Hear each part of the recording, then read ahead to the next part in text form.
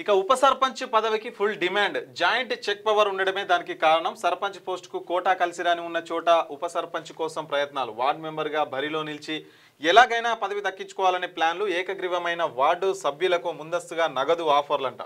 Major గ్రామ పంచాయతీలోనూ 10 లక్షల వరకు ఖర్చు. ఎస్సీ ఎస్టీ రిజర్వ్ గ్రామాల్లో ప్యానెల్ పాలిటిక్స్. జనరల్ సీట్లలోనూ ఇదే పరిస్థితి. అయితే సర్పంచ్ గిరి లేదంటే ఉప సర్పంచ్ గిరి అంట. సో ఇది కూడా బాగా నడుస్తుంది ఊర్లల్లో. ఎందుకంటే దీనికి ప్రధాన కారణం ఏంటంటే చెక్ పవర్ ఉండడం. అవును, సర్పంచ్కు ఉప సర్పంచ్ కలిపి చెక్ పవర్ ఉండడం. సో ఇద్దరు సంతకాలు ఉంటేనే పైనుంచి వచ్చే ఏవైనా కానీ అలా పెద్ద మనం మాట్లాడుకోవాల్సింది ఏముండదు. సింపుల్గా ఇప్పుడు సర్పంచ్ రెడ్డి అయిన ఉన్నాడు అనుకో, రెడ్డి. ఉప సర్పంచ్ ఎవరు ఉంటారు? ఆటోమేటిక్గా ఎస్సీలన్నీ ఉంటారు, పీసీలను ఉంటారు, బీసీలన్నీ ఉంటారు.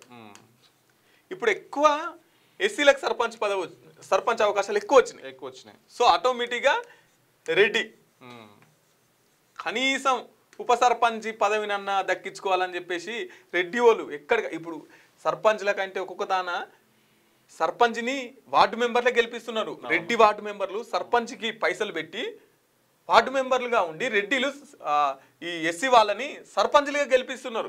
ఎందుకంటే వాళ్ళని గెలిపిస్తే ఉప సర్పంచ్ పదవి మనకే ఉంటది, కానీ సర్పంచ్ని డామినేట్ చేసి మనం పనులు చేయొచ్చు, అన్ని చేయొచ్చు. అధికారము, ఆ బలగం అంతా వాళ్ళ దగ్గర ఉంటది కాబట్టి సో ఆటోమేటిక్గా ఈ ఉప సర్పంచ్ పదం అనేది ఆల్రెడీ డిక్లేర్ అయిపోయి ఉంటుంది. అన్ని ఊళ్ళల్లో డిక్లేర్ అయ్యి జనరల్ స్థానాలల్లో వీళ్ళు ఈ అగ్ర కులాలు ఎవరైతే ఉంటారో వాళ్ళు జనరల్ ఉంటారు. ఒకవేళ రిజర్వ్ వచ్చింది అనుకో, రిజర్వ్ వస్తే నామమాత్రంగా వీళ్ళు క్యాండిడేట్లు ఉంటారు. ఉప సర్పంచ్ వీళ్ళు తీసుకుంటారు.